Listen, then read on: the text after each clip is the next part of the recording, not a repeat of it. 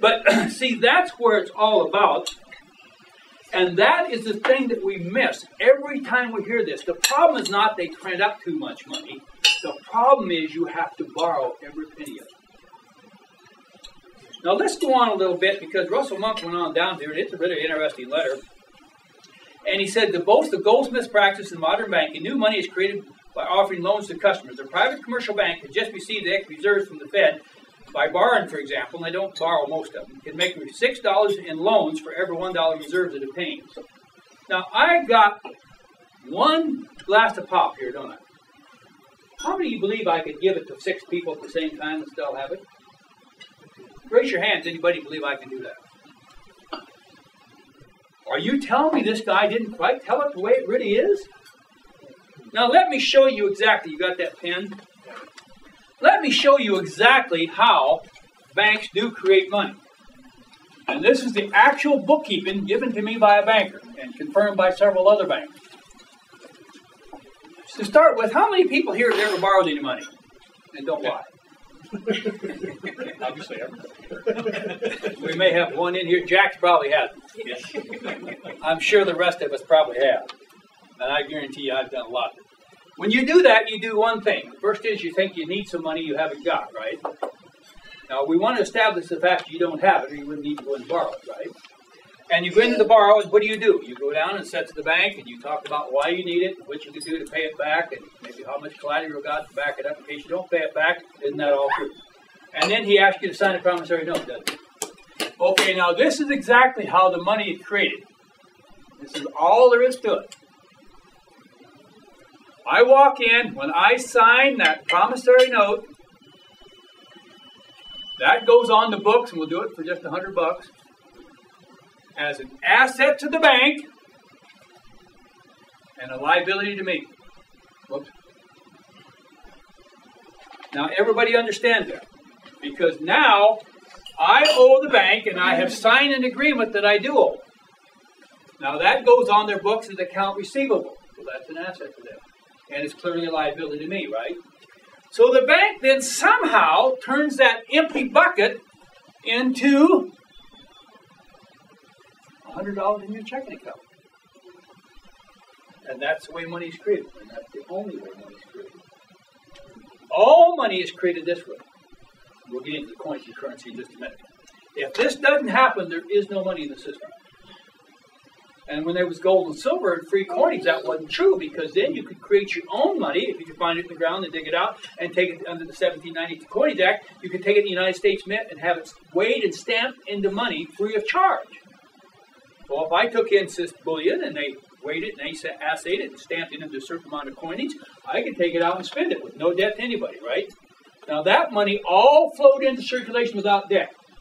That is the most important thing about money, is how it goes into circulation, not what it is. And you really have to understand that, because this is what's really screwing us all up in most of our thinking. Okay, now this here goes on as a liability to the bank, which means they still owe you, which is strange. And then, of course, it becomes an asset to you, because now if you go in and do a property statement, you can call cash as an asset, can't you? So now each one of you have a brand new asset and a brand new liability. You're in debt, and you got cash to spend. But you didn't have anything, and the bank didn't have anything. And I've always been curious just exactly how you could turn something you didn't have into something you can spend. That's a neat trick. Okay, now we have another problem here. Because when you pay interest, borrow money, you have to do what? Pay interest. That's right.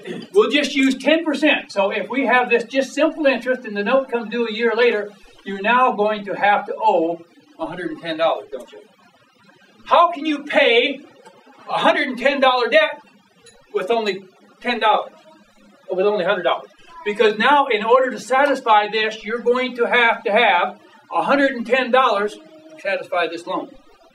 Now, the only way possible you can get this $10 is for somebody else to borrow some money.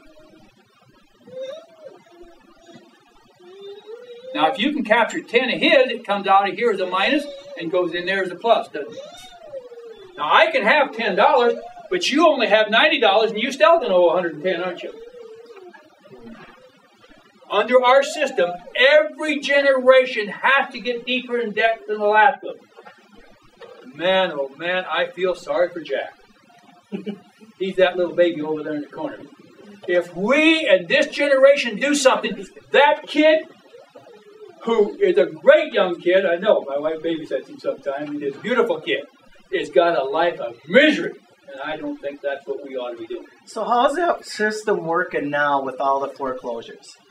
Well, no problem. They can't pay this, so they take your property.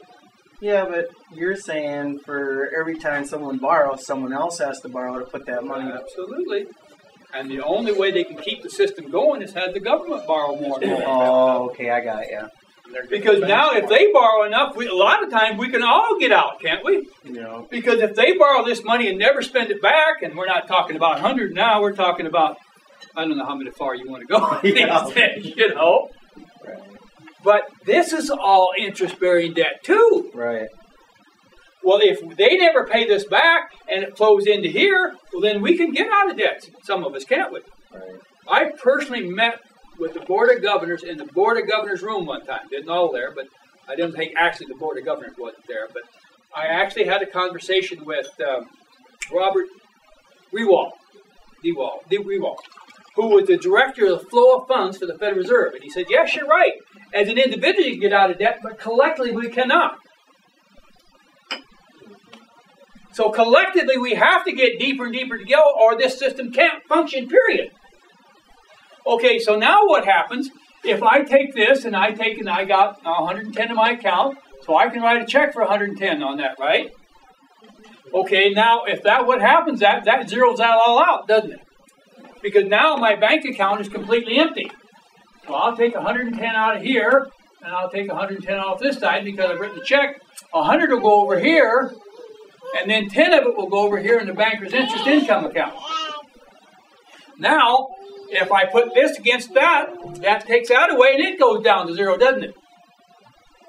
And the money supply is extinguished. It doesn't exist like it did before we started with the loan.